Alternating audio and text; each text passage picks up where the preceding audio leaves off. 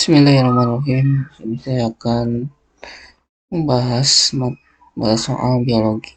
Untuk nomor yang pertama, di sini ada pertanyaan reaksi oksidasi dan reduksi pembentukan senyawa karbon, karbohidrat dari air dan karbon dioksida dengan bantuan cahaya matahari dan klorofil disebut. Sebelum kita menjawab, mari kita lihat terlebih dahulu di sini ada gambar yang menunjukkan di sini itu ada H2O. H2O atau itu air, CO2 atau itu karbon dioksida. Untuk pertanyaannya di sini ada air dan karbon dioksida dengan bantuan cahaya matahari. Ini light itu matahari dan klorofil. Nah, ini untuk tempatnya itu adalah klorofil. Semua ini klorofil. Tempatnya itu namanya klorofil. Dan di sini untuk reaksi ini, yang pertama itu ada reaksi siklus terang atau fotosistem 2. Di sini matahari akan masuk ke dalam kloroplas, dia akan mengaktifkan untuk panjang gelombangnya itu 680, sedangkan fotosistem 1 itu adalah 700. Jadi di sini ada reduksi dari H2O menjadi 2H plus dan O2, dan O2-nya itu nanti akan dilepaskan.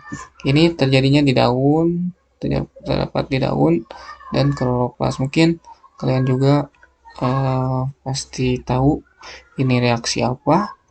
Dan nanti ini ada elektron ke peteokrom, nanti akan menghasilkan ATP. Selanjutnya dia akan masuk ke fotosistem 1. Fotosistem 1 nanti elektron masuk ke Fd, nanti ada NADV plus, datang NADP plus plus 2H plus, nanti akan bertemu dengan NADP plus, reduktase nanti akan menghasilkan NADPH. Jadi untuk akhirnya itu dia akan menghasilkan NADPH. Selanjutnya di sini kan dia menghasilkan ATP. Untuk di fotosistem 2 dia akan menghasilkan NADPH. Nanti dia akan masuk ke dalam siklus Kelvin dan dia akan akhirnya itu akan menghasilkan CH2O atau energi. Atau bisa juga di sini akan menghasilkan karbohidrat seperti itu. Jadi untuk reaksi ini disebut reaksi fotosintesis. Mungkin pada tahu ya.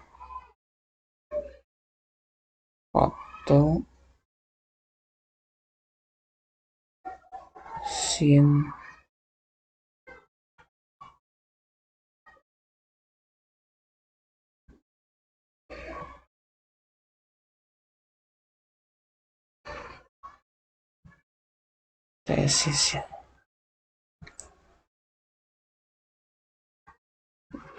Jadi fotosintesis itu dia akan mengubah senyawa-senyawa anorganik menjadi senyawa organik gitu dah. Untuk bahannya itu kan ada H2O sama CO2, dia akan menghasilkan bahan organik yaitu yang berbentuk gula gitu atau karbohidrat, yaitu jadi disebut fotosintesis. Mungkin seperti itu.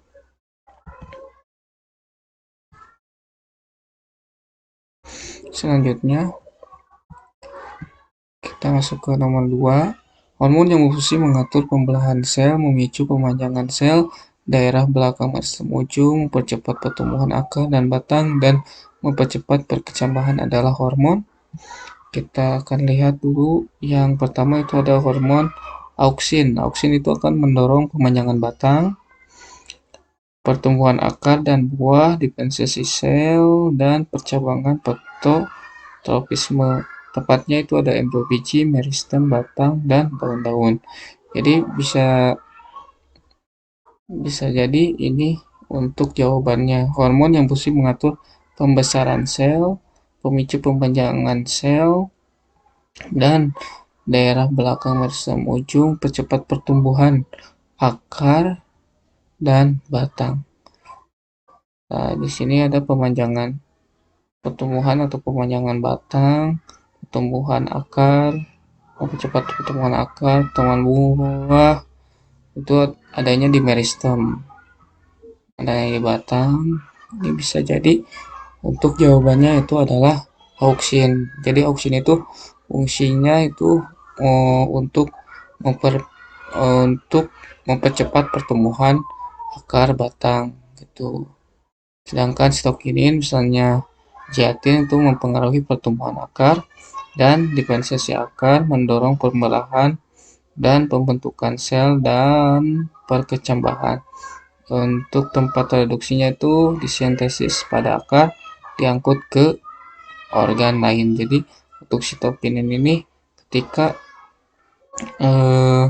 batang pucuk batang itu eh, dipotong, otomatis dia akan muncul eh, pucuk-pucuk yang baru di samping-sampingnya. Dia akan lebih banyak pucuknya di samping-sampingnya gitu. Ketika pucuknya itu dipotong, itu lebih fungsinya itu adalah dari sitokinin.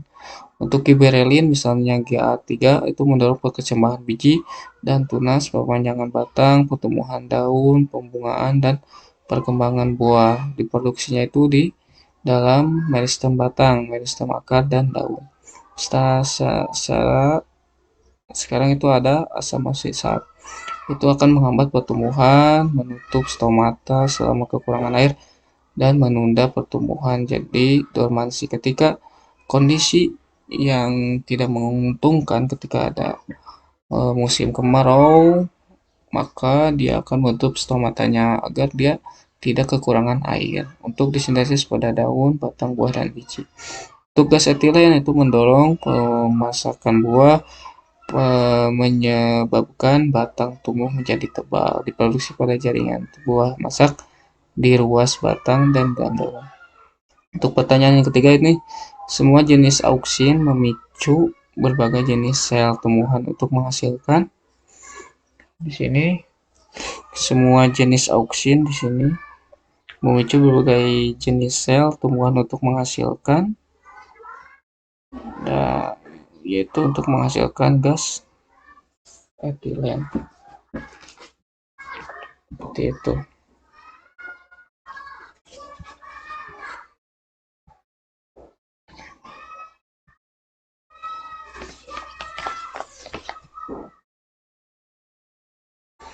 Selanjutnya yang nomor 4, di sini ada protein yang bersifat sebagai katalisator biologis untuk berbagai macam reaksi biokimia yang membantu oleh kofaktor disebut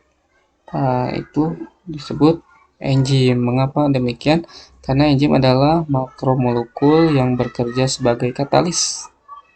Ini sebagai katalis dengan agen kimiawi yang mempercepat reaksi tanpa ikut terkonsumsi oleh reaksi. Nah, jadi intinya protein yang bersifat sebagai katalisator. Jadi enzim itu bahan dasarnya itu dari protein, merupakan protein. Enzim itu merupakan protein. Ya, sebagai katalisator, sebagai katalis. Jadi jawabannya itu adalah enzim.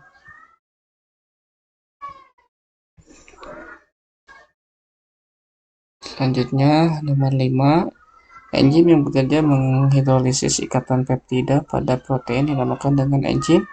Nah, ini protein kan biasanya itu pencetakan protein. Tujuannya untuk menghidrolisis semua ikatan peptida sehingga menghasilkan asam amino. Jadi protein itu akan dipecah lagi menjadi yang lebih sederhananya itu yang akan diserap oleh tubuh itu dalam bentuk asam amino.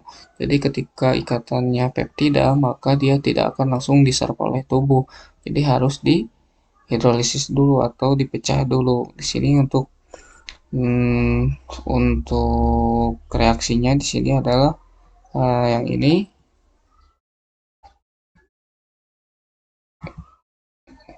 ikatan peptida. Agar dia menjadi asam amino, maka dia harus dihidrolisis menggunakan enzim prote protease enzim protease. Jadi jawabannya itu enzim protease. Seperti itu. Mungkin sekian yang bisa saya sampaikan. Mudah-mudahan bermanfaat. Untuk pertanyaan lebih lanjut kita akan bahas ke sesi yang berikutnya. Terima kasih. Berita berikut saja. Assalamualaikum warahmatullahi wabarakatuh.